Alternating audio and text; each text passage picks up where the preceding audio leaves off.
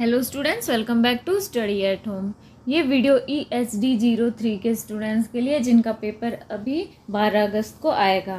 तो इस वीडियो में मेरे पास पूरे जो इम्पोर्टेंट प्रश्न उनके आंसर तो नहीं है, लेकिन हाँ मैं इम्पोर्टेंट प्रश्न ज़रूर आप लोगों के साथ शेयर कर रही हूँ और जिन 2-4 प्रश्नों के आंसर है वो मैं आप लोगों के साथ शेयर कर रही हूँ और बाकी भी 1-2 छोटे प्रश्न उनके आंसर मैं तैयार कर लूँगी। बाकी आप जो मैंने इसमें इम्पोर्टेंट प्रश्न बताए हैं उतने आप अपने स्टडी मटेरियल में से तैयार कर लीजिएगा। वो आप लोगों के एग्ज़ाम के लिए बहुत यूज़फुल रहेंगे, क्योंकि इन्हीं में से इतने प्रश्न आपके आ जाएंगे कि आपका पेपर आप आराम से कवर कर लोगे 50% से ज़्यादा, यानी कि आप लगभग 50 से 80% तक आपका पेपर इसी में से कवर हो जाएगा। तो आपके प्रश्न देखिए, रस का जो अर्थ है और रस के भेद कौन कौन से होते हैं उसके बारे में प्रश्न पूछा जाता है, यानी कि रस से संबंधित प्रश्न आता है आपके। भक्ति काव्य की विशेषताएं पूछते हैं और जो निर्गुण भक्ति काव्य हो गया उसका, या फिर सगुण भक्ति काव्य हो गया उसकी विशेषताएं पूछते हैं। जो राम भक्ति काव्य है वो, या फिर जो कृष्ण भक्ति काव्य है उनके बारे में भी आपसे प्रश्न पूछा जाता है। रीतिकालीन कविता के बारे में पूछा जाता है। रीति काव्य जो है उसकी प्रवृत्तियां क्या है वो पूछा जाता है। और रीति मुक्त काव्य धारा क्या है उसके बारे में, या उनके जो प्रमुख कवि होते हैं ना उनके बारे में प्रश्न पूछा जाता है। प्रयोगवाद के ऊपर प्रश्न आएगा कि प्रयोगवाद की प्रमुख प्रवृत्तियां या विशेषताएं, एक ही बात होती है, वो कौन कौन सी है वो पूछा जाता है। छायावाद, उत्तर छायावाद के बारे में, एक छंद कितने प्रकार के होते हैं और उसमें से स्वच्छंद छंद जो है उसके बारे में प्रश्न आता है। छंद के प्रकार आपको याद करने हैं कि छंद क्या है, छंद के प्रकार कौन कौन से हैं, और उसमें से स्वच्छंद छंद जो है वो इम्पोर्टेंट है, तो ये छंद में से आपको याद करना है। हिंदी कहानी के ऊपर टिप्पणी लिखनी है, हिंदी निबंध के ऊपर टिप्पणी लिखनी है, ये भी एक इम्पोर्टेंट रहेगा। और भारतेंदु युगीन साहित्य, यानी कि भारतेंदु काल में कौन कौन सा साहित्य रचा गया था, ये भी आपके लिए इम्पोर्टेंट प्रश्न है। रासो काव्य की विशेषताएं, रासो साहित्य जो था उसकी विशेषताएं पूछेंगे। रासो काव्य क्या है वो भी प्रश्न पूछा जाता है। मैंने एक्चुअली यहाँ पे सिर्फ रासो काव्य की विशेषताएं लिखे हैं, तो रासो काव्य क्या है, रासो काव्य की विशेषताएं क्या है। और एक पूछा जाता है कि प्रमुख एक रहता है ना वीर गाथात्मक रासो काव्य की विशेषताएं बताइए, तो ये भी इसी के अंदर आपका एक प्रश्न आता है। यानी कि रासो साहित्य से भी आपके पास बहुत प्रश्न इंपॉर्टेंट बनते हैं। अमीर खुसरो के बारे में, जीवनी साहित्य के बारे में, संस्मरण व रेखा चित्र, शुद्धाद्वैतवाद के बारे में टिप्पणी पूछी जाती है। हिंदी साहित्योतिहास, यानी कि हिंदी और इतिहास लेखन परंपरा, हिंदी के इतिहास की लेखन परंपरा पे प्रश्न आता है। अलंकार क्या है, अलंकार के कितने भेद हैं, ये प्रश्न रहेगा। अपभ्रंश का विकास और उसका उद्भव के बारे में पूछा जाएगा। शब्द शक्ति का महत्व, या फिर शब्द शक्ति क्या है वो पूछेंगे, और उसमें भी लक्षणा शब्द शक्ति इम्पोर्टेंट रहेगी। तो ये आपके कुछ इम्पोर्टेंट प्रश्न हैं। अब इनके मैं जिनके आंसर मेरे पास थे वो मैं आप लोगों के साथ शेयर कर रही हूँ। एक है रासो काव्य क्या, ये प्रश्न आता है कि इसकी उत्पत्ति कैसे हुई, इसका स्वरूप कैसे, यानी कि रासो काव्य के बारे में हमें बताना है। दूसरा वीर गाथात्मक रासो काव्य के बारे में पूछते हैं, कई बार पूछते हैं कि रासो काव्य की विशेषताएं बताइए। तो सबसे पहले हमें रासो काव्य क्या है ये देखेंगे। रासो साहित्य, रासो साहित्य उन चारण कवियों द्वारा रचित साहित्य है जो किसी राजा के आश्रित कवि या दरबारी कवि थे। वे कवि अपने आश्रयदाता राजा की प्रशस्ति व गुणगान हेतु काव्य रचते थे, जो कि अतिशयोक्तिपूर्ण वर्णनों व काल्पनिक घटनाओं से भरा था, अतः इनमें ऐतिहासिक तथ्य थे उनका अभाव दिखाई देता है। रासो काव्य प्रमुख रूप से वीर गाथात्मक काव्य है, परंतु इनमें धार्मिक रासो साहित्य व श्रृंगार परक रासो काव्य भी देखने को मिलता है।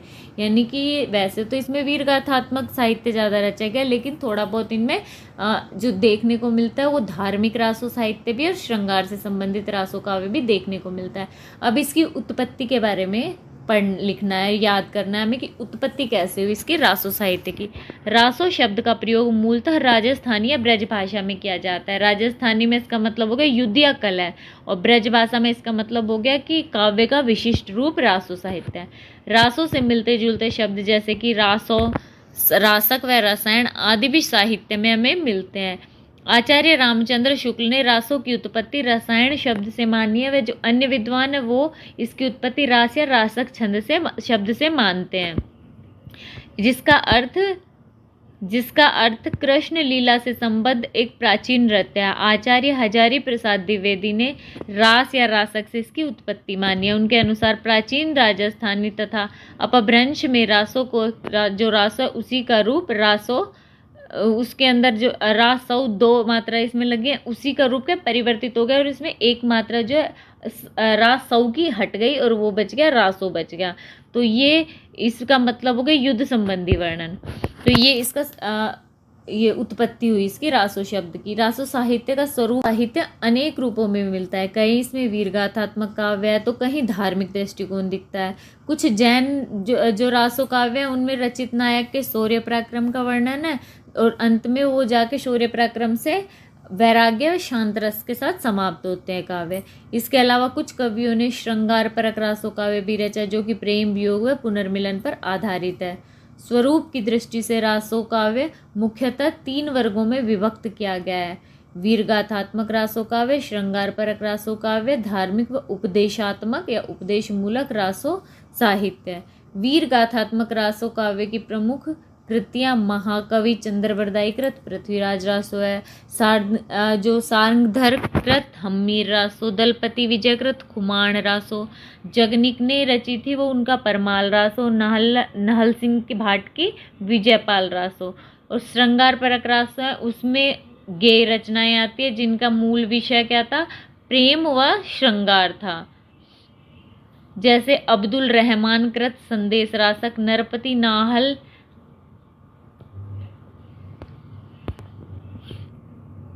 अब्दुल रहमान कृत संदेश रासक, नरपति नाल कृत बीसलदेव रासो व किसी अज्ञात कवि के द्वारा रची गई मूंज रासो आदि हैं।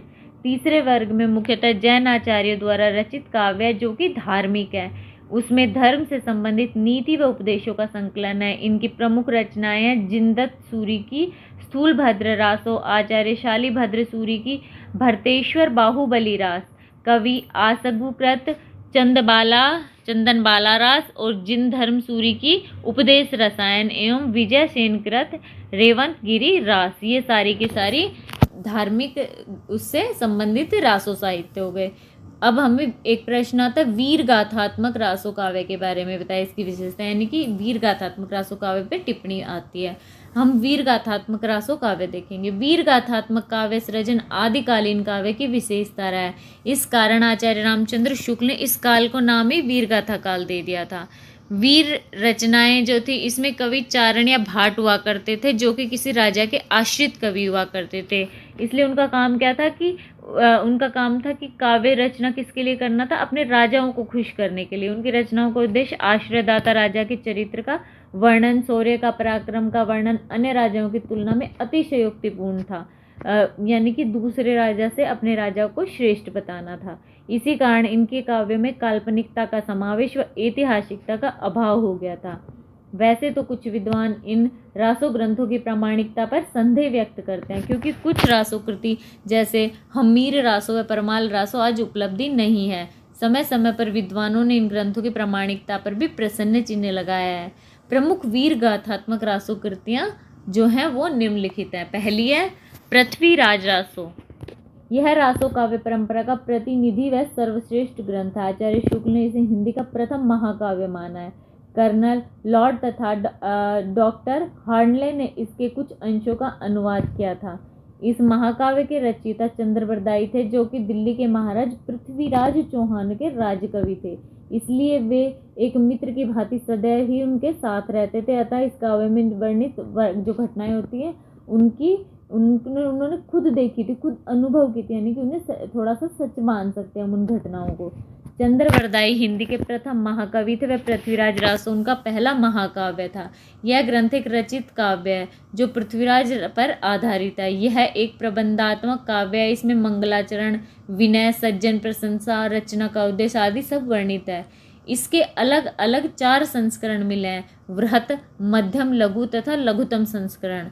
जो वृहत संस्करण यानी सबसे बड़ा संस्करण है उसमें 2500 पृष्ठ है, जो कि उपसमयों में विभक्त है और इसमें अनेक युद्ध व संयोगिता विवाह, शशिव्रता विवाह, अन्य जो पृथ्वीराज के विवाह थे उनका उसमें चित्रण किया गया है। इसमें भाव पक्ष की दृष्टि से मार्मिक प्रसंगों का सर्वाधिक वर्णन हुआ है। इसमें युद्ध आधारित वीर रस की प्रधानता है, जो पृथ्वीराज के युद्ध कौशल, पराक्रम व शौर्य का अतिशयोक्तिपूर्ण वर्णन है। जैसे कि शहाबुद्दीन के साथ युद्ध करते हुए हैं तो उसमें उन्होंने लिखा है कि थकी रहे सूर कौतिक गिगन, रगन मगर भई श्रोणधर, हदि हरसी वीर जग्गे हुलस हरेऊ रंगी नवरत वर। यानी पृथ्वीराज चौहान के युद्ध कौशल वीरता को देखकर जो सूर्य है वो भी स्तब्ध रह गया और ठहर गया। सारी पृथ्वी युद्ध के बाद रक्त से भर गई और ऐसा दृश्य देखकर वीर योद्धा हर्षोल्लास से भर उठे और उनके चेहरे पर प्रसन्नता के कारण रक्त जैसी लालिमा छा गई। यानी कितना वर्णन तो युद्ध का किया गया है कि हाँ सच बात है, लेकिन अतिशयोक्तिपूर्ण किया गया है। इसके अलावा इस काव्य में रौद्र रस व श्रृंगार रस के संयोग पक्ष का भी सुंदर चित्रण किया है। जो कवि हैं उन्होंने वर्णनों की प्रधानता रखी है। युद्ध वर्णन, विवाह वर्णन, नगर वर्णन, नक्सिक वर्णन, ये सारे के सारे उन्होंने वर्णन रखे हैं। इसमें जो कवि हैं उन्होंने शशिव्रता के सौंदर्य का वर्णन कैसे किया है, इसमें एग्जाम्पल है चित्र रेश बाला विचित्र, चंद्री चंद्र कानन, स्वर्ग मग उतरी चित्र पुतरी परमानन। यानी शशिव्रता चित्रलेखा अप्सरा के समान विचित्र व अत्यंत सुंदर है। उनका मुख चंद्र की भांति सुंदर व शरीर पर चंद्र की जैसी ही कांति है। ऐसा लगता है मानो वे स्वर्ग लोक से उतर कर आ गई हो।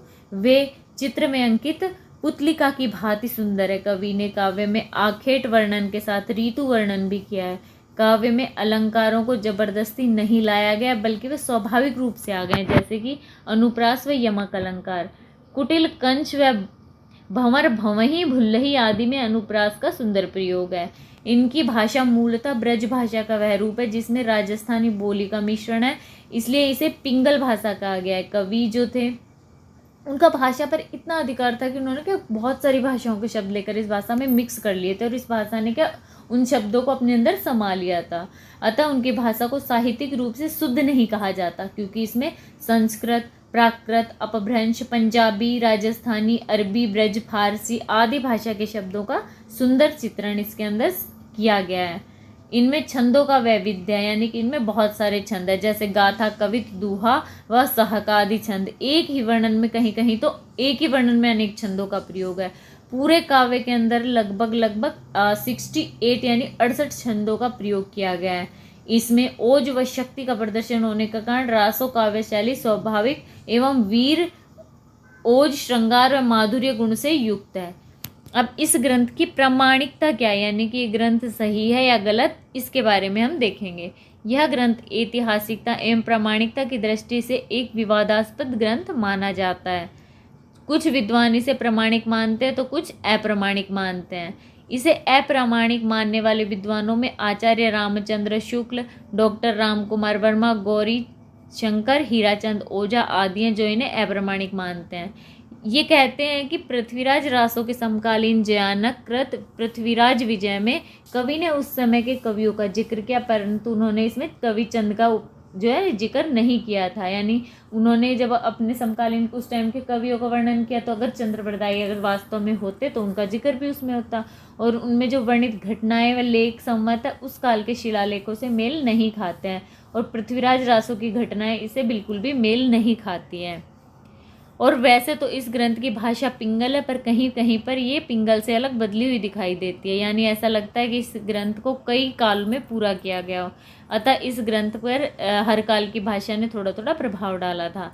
इससे उलट यानी कि इसके उल्टा जो इसे प्रामाणिक मानते हैं वो विद्वान है मिश्रबंधु बाबू श्याम सुंदरदास, और वो कहते हैं कि जो जयानक है उन्होंने कवि चंद्र का नाम इसलिए नहीं लिखा होगा अपने ग्रंथ में कि हो सकता है आपसी द्वेष हो उनके अंदर, वो आपसी द्वेष का परिणाम हो सकता है। और जैसे भाषा बता रहे हैं कि उसमें अलग अलग है, तो वो इसलिए हो सकती है कि समय समय पर विभिन्न कवियों ने इसको गाया है, तो इस हिसाब से उनकी भाषा में थोड़ा थोड़ा परिवर्तन, भाषा में विविधता आ गई।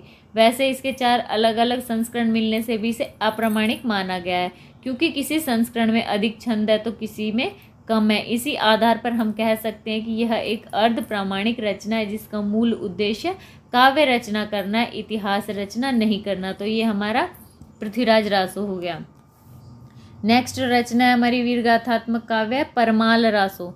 इसे आला खंड के नाम से भी जाना जाता है, जिसे फर्रुखाबाद के डिप्टी कलेक्टर ने सन 1967 में लोकगीतों में प्रचलित छंदों के आधार पर छपवाया था। उन डिप्टी कमिश्नर का नाम चार्ल्स इलियट था। परमाल रासो जो था वो एक लोकगीत शैली में लिखित एक वीर काव्य है। इसकी रचना जगनीक द्वारा की गई है और वे महाबो के राजा परमार देव के आश्रित कवि थे। काव्य में पृथ्वीराज व परमारदी देव के बीच में के युद्ध जो था ना उसका वर्णन किया गया। उन्होंने राजा के अलावा 2 सामंतों आला व उदल की वीरता का भी वर्णन किया है। इस काव्य के अंदर वीर भाव का प्रभावशाली वर्णन है। इसे एक गेय काव्य कहा गया है जो 36 खंडों में विभक्त है, जिसके में सोरठा, दोहा, भुजंग, प्रयाग, छप्पे, कुंडलियाँ हो गया, अरिल, त्रोटक, गाथा, हरि गीतिका आदि छंदों का सुंदर चित्रण किया गया है।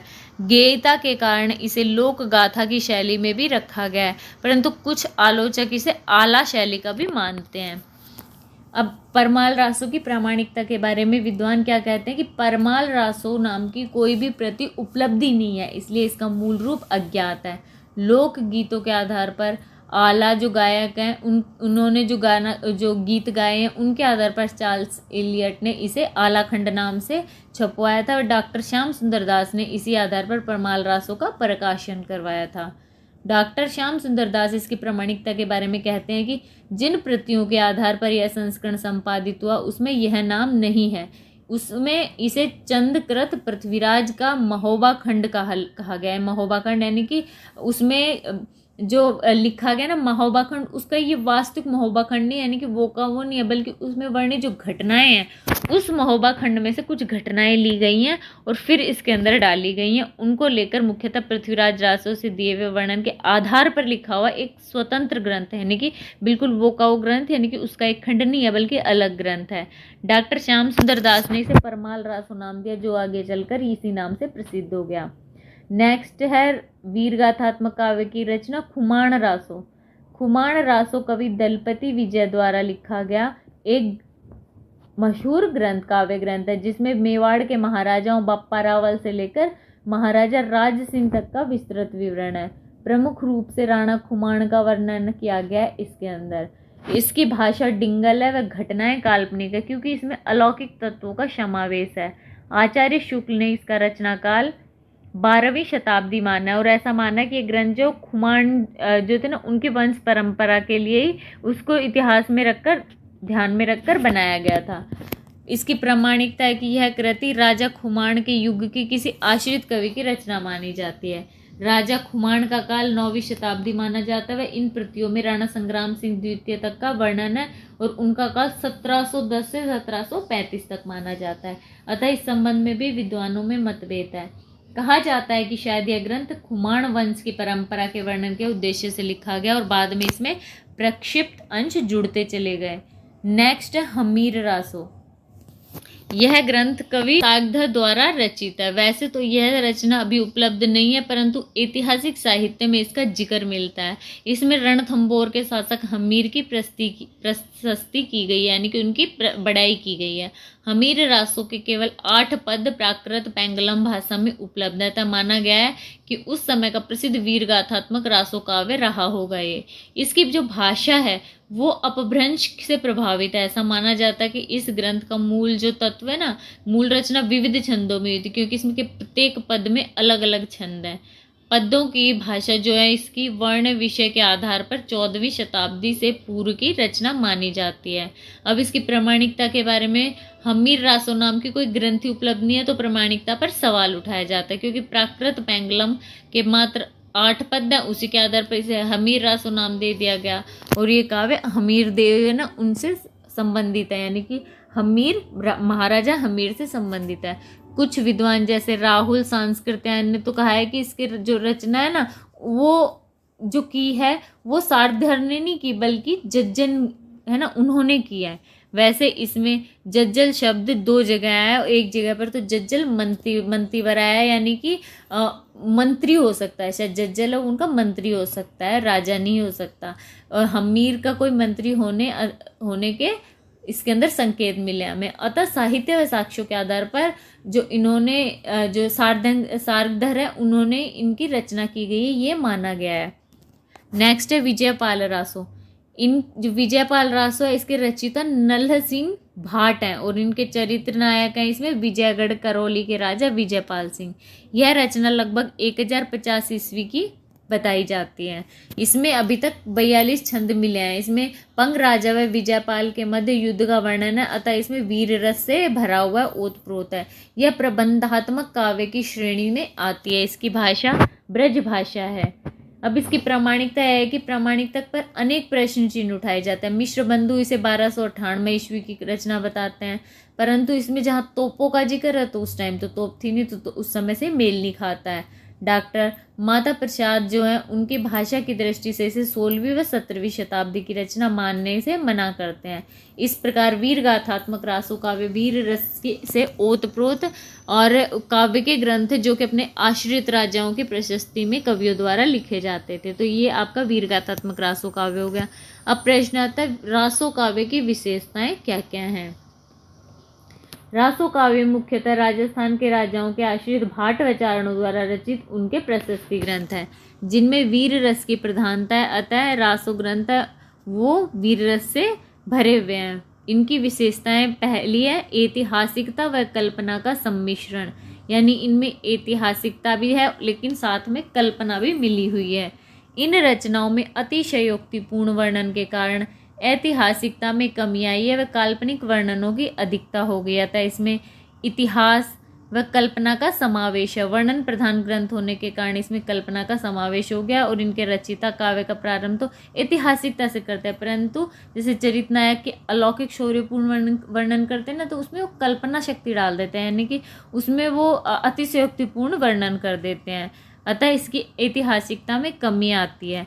कुछ रासों की घटनाएं भी एक दूसरे से मेल नहीं खाती हैं। जैसे परमाल रासों में राजा परमाल ने पृथ्वीराज चौहान द्वारा मार दिए जाने का उल्लेख है, परंतु पृथ्वीराज रासों में राजा परमाल को केवल दंड देने का ही जिक्र है। तो ये घटनाएं भी काल्पनिक मानी जाती हैं। पर हाँ, जो महाराणा प्रताप और राजा परमाल है उनके बीच युद्ध हुआ था, ये एक सच्ची ऐतिहासिक घटना है। तो इसमें इन दोनों का मिश्रण माना गया है।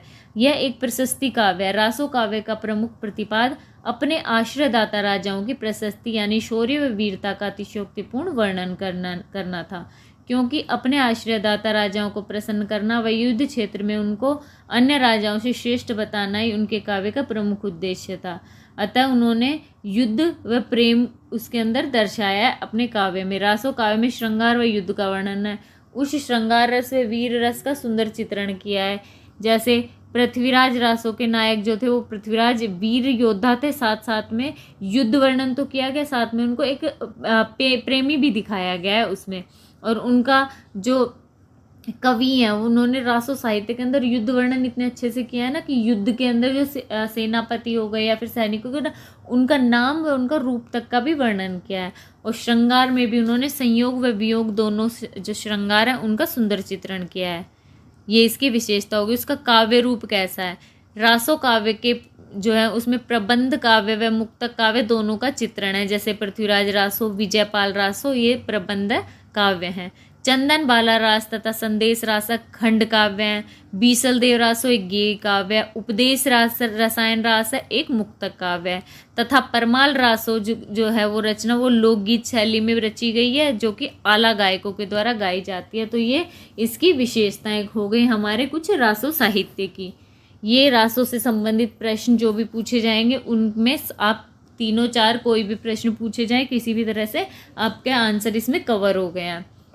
नेक्स्ट आपसे भक्ति काव्य परंपरा के बारे में, भक्ति काव्य की विशेषताएं पूछी जाती हैं। तो भक्ति काव्य क्या है। भक्ति काल हिंदी साहित्य के इतिहास का सर्वाधिक महत्वपूर्ण काल माना जाता है।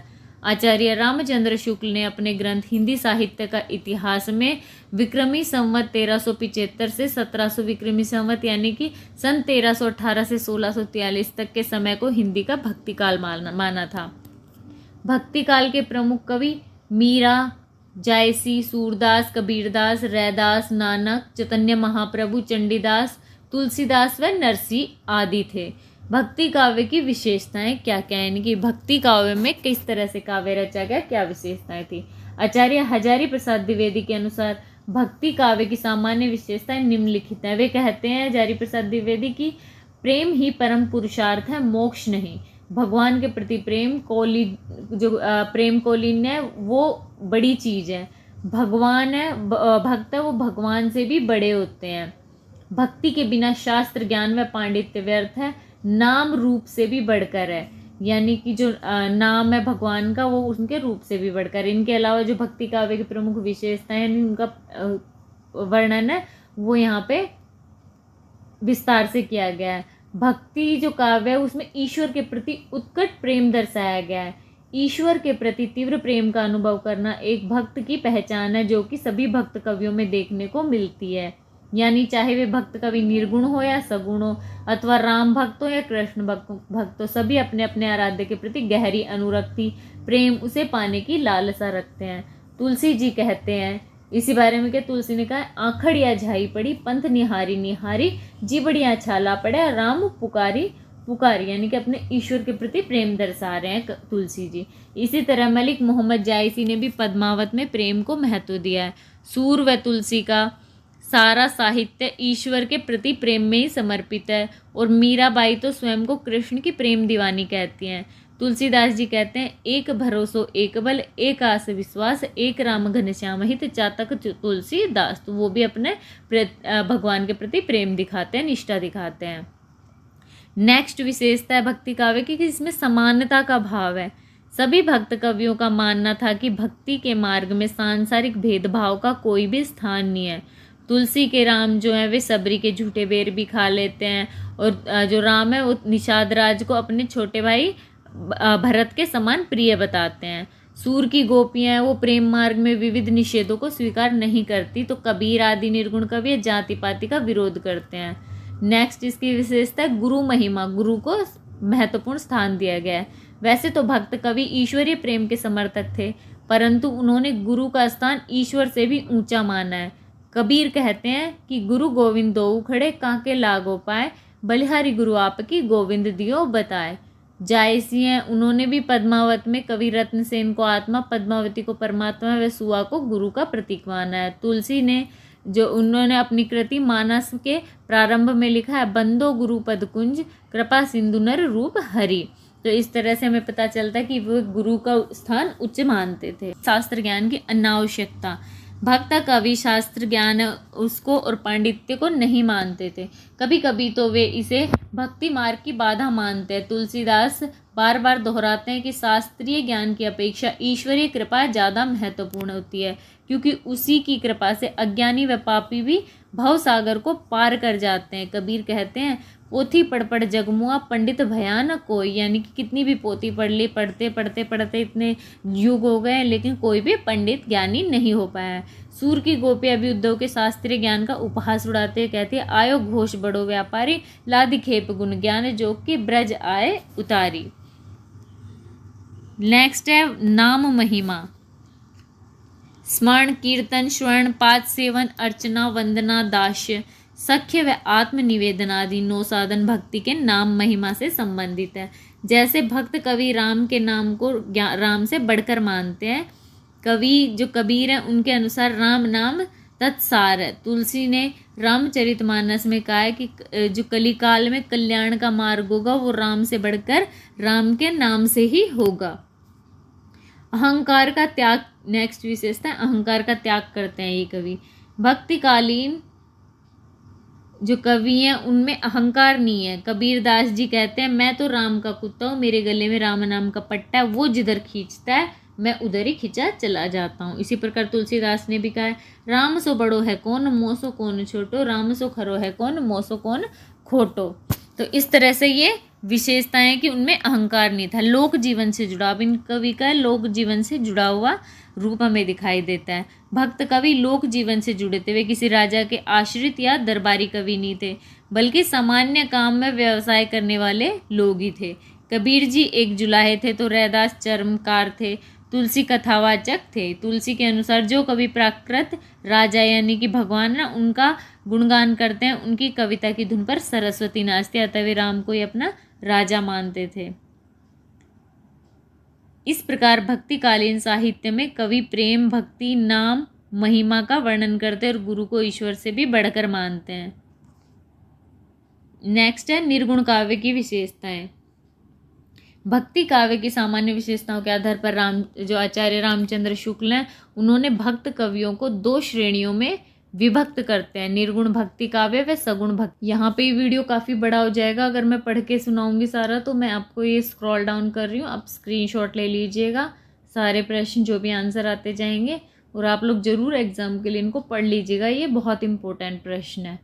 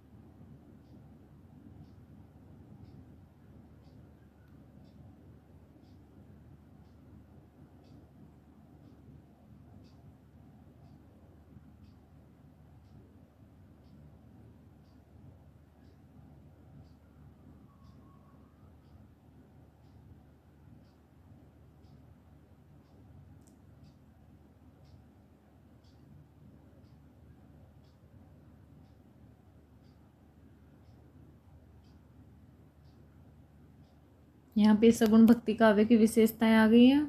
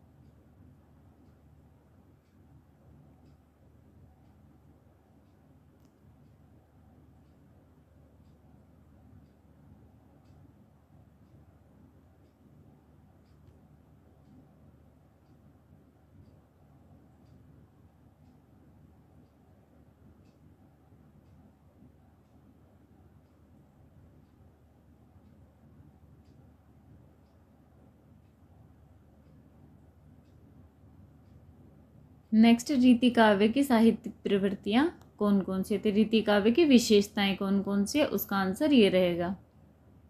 इसमें रीति ग्रंथों का निर्माण किया गया था, श्रृंगार वर्णन, वीर काव्य था, इसमें नीति काव्य लिखा गया था। ये सारी रीति काव्य की विशेषताएं होती हैं। रीति मुक्त काव्य धारा, राम भक्ति शाखा, भक्ति काव्य की जो राम भक्ति काव्य है ना, उसके बारे में ये लिख सकते हैं आप। तो यहाँ पे कुछ प्रश्न थे जिनके आंसर मेरे पास थे।